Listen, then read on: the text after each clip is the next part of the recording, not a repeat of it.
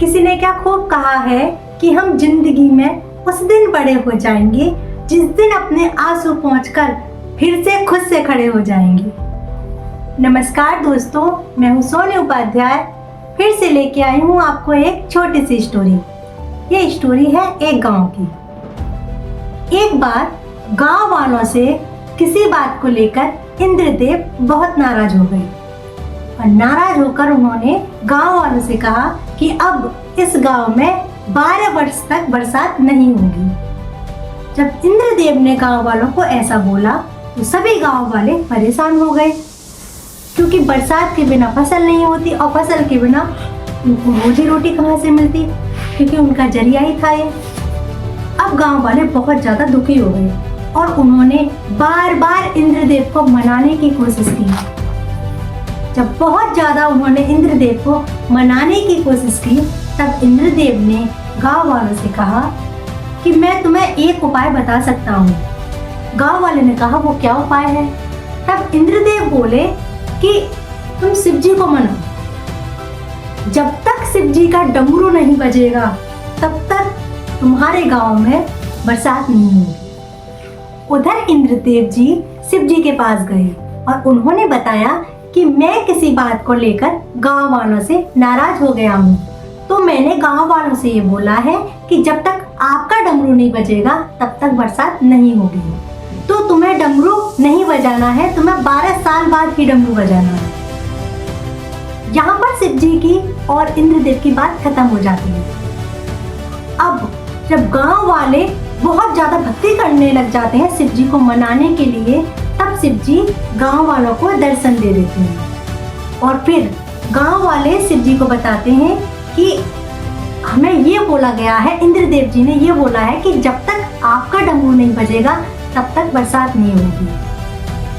तो किसी भी तरह से आप अपना डमरू बजा दीजिए जिससे कि हमारे गांव में बरसात हो जाए।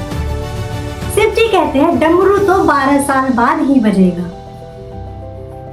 शिव जी ने ऐसा बोल दिया। अब गांव वालों की सारी उम्मीद खत्म हो जाती है कि अब तो 12 साल बाद ही डमरू बजेगा, तभी कुछ हो पाएगा।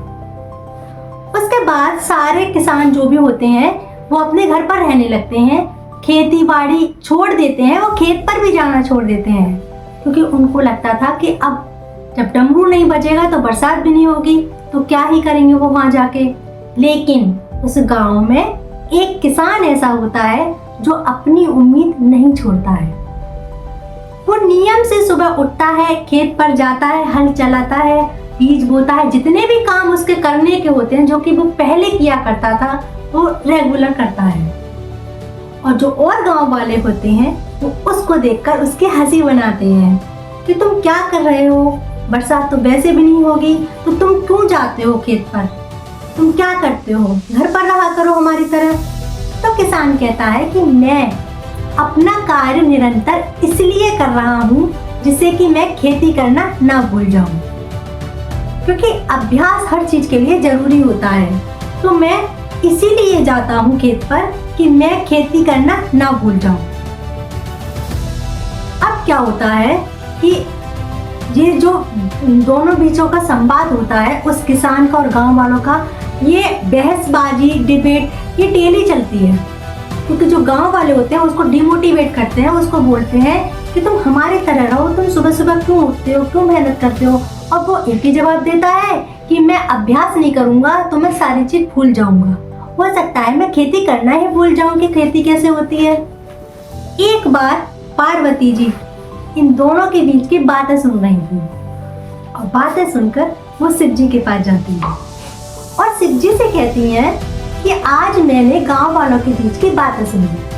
तो वहां पर एक किसान बोल रहा था कि अगर मैं खेत पर डेली नहीं जाऊंगा, ये सारे काम डेली नहीं करूंगा, तो फिर मैं खेती करना भूल जाऊंगा। तो एक बात बताइए प्रभु, अगर आप 12 साल तक डमरू नहीं बजाएंगे तो आप डमरू बजाना भी तो भूल सकते हैं। पार्वती मैया की जो बात थी शिव जी के समझ में आ गई। उन्होंने अपना डमरू उठाया और ये देखने के लिए कि डमरू बजता भी है या नहीं, उसको हिलाया और डमरू बज गया। और जैसे ही डमरू बजा गांव में बरसात शुरू होने लगी। और जब बरसात शुरू हुई तो जो और गांव वाले थे उन्होंने तो कुछ किया नहीं था। अगर वो बीज बोते तो उनकी फसल होती, कुछ तो होता, उन्होंने तो कुछ किया नहीं था, वो तो घर पर बैठे थे। तो उनको पछतावा हुआ कि काश हम भी पहले से बीज बोले थे तो बरसात तो हो ही चुकी है। लेकिन जो किसान था एक, जो रेगुलर अपने काम करता रहा, उसको फायदा हुआ और कुछ ही समय में उसकी जो फसल थी वो लहलहाने लगी। तो दोस्तों, इस कहानी का यही सार है कि कभी भी हमें उम्मीद नहीं छोड़नी चाहिए। कभी भी हमें ये नहीं सोचना चाहिए कि ये काम नहीं होगा। हमेशा एक चीज याद रखना, जब आपको लगे कि सारे दरवाजे बंद हो चुके हैं तो एक खिड़की तो हमेशा खुली ही रहती है, और हो सकता है वो खिड़की ही आपकी उम्मीद हो। वो कहते हैं ना, शिव जी का डमरू है, कभी भी बज सकता है। दोस्तों, अगर कहानी अच्छी लगी हो, कहानी से कुछ सीखने को मिला हो, तो वीडियो को लाइक करें, शेयर करें, और अगर आप चैनल पर नए आए हैं तो चैनल को सब्सक्राइब करना ना भूलें। अब नेक्स्ट वीडियो में मिलते हैं, तब तक आपसे लेते हैं विदा। राधे राधे।